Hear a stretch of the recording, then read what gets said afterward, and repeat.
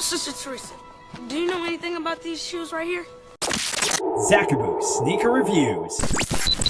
Welcome to the channel. My name is Zach. You can call me Zachaboo, and I'm here for you and any sneakers you may be curious about. No brand snobbing, no shaming. I'm just here to check out and maybe give you guys and girls out there more information about sneakers that you might be interested in buying. Now, if you're wondering why I have that little clip from the movie Like Mike at the start, it's actually because Bow Wow in that movie was actually wearing the same exact shoes which I got for you guys today. Well, almost the same. See, instead of coming in white and Carolina blue, this, my friends, is the classic Nike Blazer Mid 77 in white and black.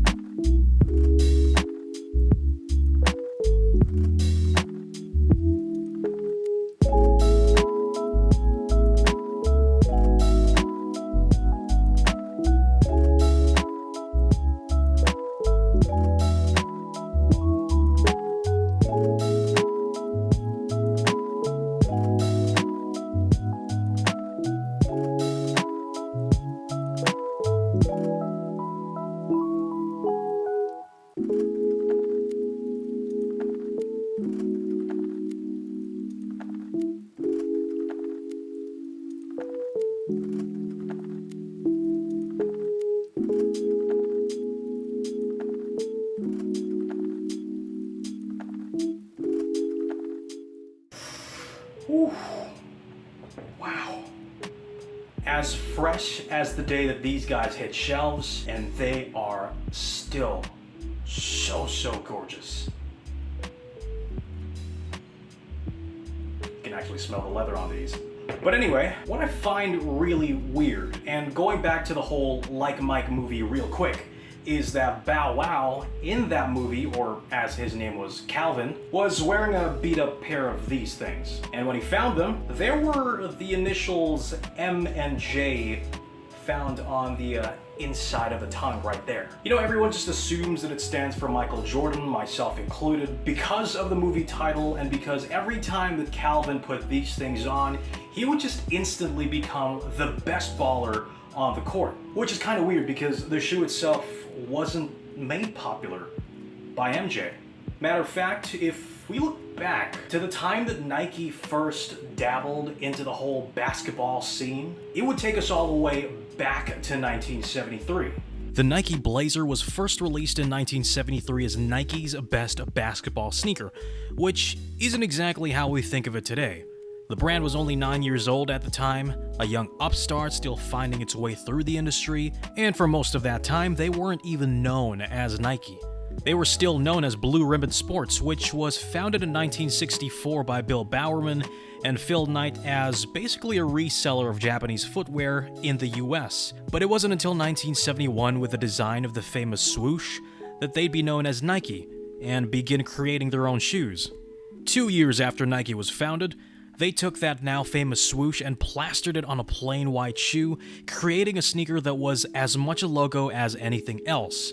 It's a simple shoe, to this day, beloved for its simplicity, but in 1973 there were still a lot of technological advances to come, which would eventually swallow the Blazer.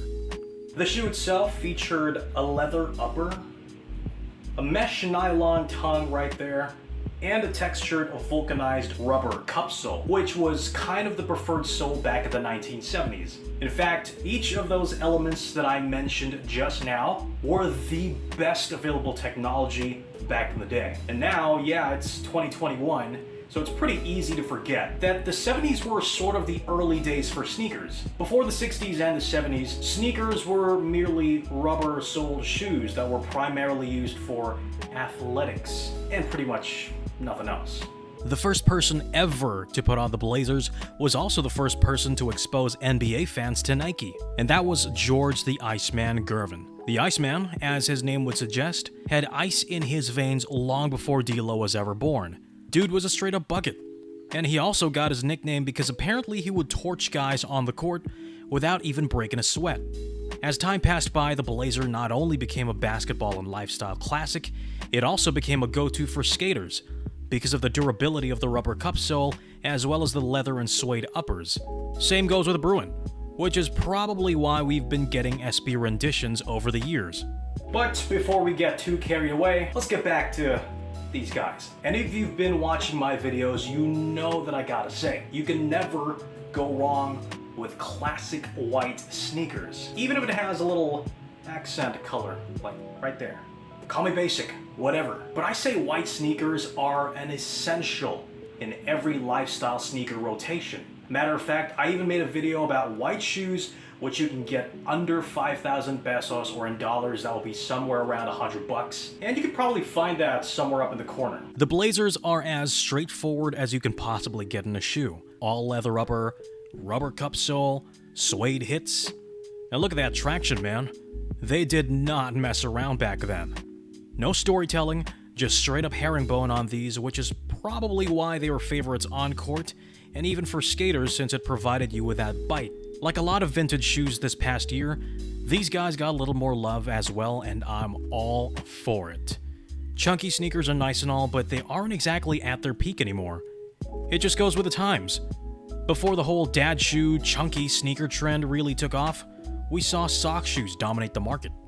Sure, we got the usual Jordan retro releases, but this past year has seen more classics from the 70s and 80s such as the Adidas Forum, the Nike Bruin, the Puma Ralph Sampson, and a whole lot more. And yeah, I guess you can throw in the Nike Dunk in there as well, since they are from the 80s and have only made a resurgence over the past year. Now, part of those vintage releases would be the Blazer, and these things are just flying off shelves, at least for some colorways, which include these guys. Look, man, I couldn't even get one in my size. I had to go through a reseller, and lucky for me, that particular reseller didn't put much more on top of retail value. I'm pretty sure Nike will restock these though, mainly because it's cheap and pretty easy to make. Plus, it's just one of those sneakers that people will keep on buying until some new trend takes over. These things go for about 4,995 pesos, which in dollars would be around $100. And that's pretty much the standard price point for a lot of Nike's classic sneakers. Just to put things into perspective, the basic Air Force Ones, like the triple white, the triple black, or even some other basic colorways, would usually cost you around 4,795 pesos. The Nike Dunk at retail, and before all of the resellers, would more or less cost you around the same price. Now again, that's for their intended retail value before all these resellers. Let me just pan out quickly to this textile mesh tongue. Got that exposed foam on there, which a lot of people really went crazy for when Virgil Abloh did it for all the off-white sneakers, or not all, but a lot of them. Not that you need it, but let me tell you the truth anyway. Virgil Abloh did not create this style, nor did he make it famous. Brands have been doing this for years. So before a lot of hypebeasts out there call me out for pretending to know it all, which I really don't, by the way, I encourage those very people to look up sneakers of the past if they're actually sneakerheads. I mean, there is something called Google, and it's pretty easy to hop onto and type pretty much anything. To Virgil's credit though, he is a really good designer who actually takes time to do research and incorporate different, sometimes very polarizing designs, which also gain a lot of hype. But how do the Blazers fit and feel? I'm just gonna start off by saying that if you're looking for an abundance of cushion, this is not it. You gotta remember that back in the 70s when these were made, there really wasn't any cushion system. But they look good, they're durable, and they won't exactly kill your feet if you wear them all day long. I kind of feel like they fit a little weird, kind of long and narrow, so true to size would probably be best, but be warned that there's some minor heel slippage. Not that it's going to affect your daily walking, but it might feel a little weird at first. For context, I wear a size 9.5 for most Nike lifestyle models, but I tried to go with a 9 in these, and my feet felt a little suffocated. People with wide and flat feet may find true to size a little too tight, and up half a size may be a little long. But even then, up half a size for wide footers might work best. Just make sure to try these on first or buy from somewhere with an exchange policy. Straight up, I'm gonna say that there's absolutely no ventilation in these things. So if you've got funky smelling feet, then make sure to buy some foot powder, maybe spray these shoes after every use, or better yet, you might as well just let them air out. But yeah, that's pretty much it for my review on the Nike Blazer Mid 77. I think that it's an absolute classic. Super easy to wear, not the most cushioned thing in the world, nor is it the most ventilated thing in the world, but for the price and considering the era in which these shoes come from, you pretty much know what you're getting into already as soon as you make the decision to buy these things. But just in case you didn't know yet, then I hope that this video really helps you. Look, if you like shoes such as the Converse Chuck Taylors, Vans, and to some extent even Nike Dunks, then you should be pretty okay rocking these every day. They also do come in low top form, which honestly I think might be easier for a lot of people out there to wear, since mid to high cut sneakers aren't exactly a thing for lifestyle shoes nowadays. But there's just something about the mid-tops, man. I don't know what it is, but the mid-top Blazers are where it's at. I love low-top shoes, but Blazers and mids,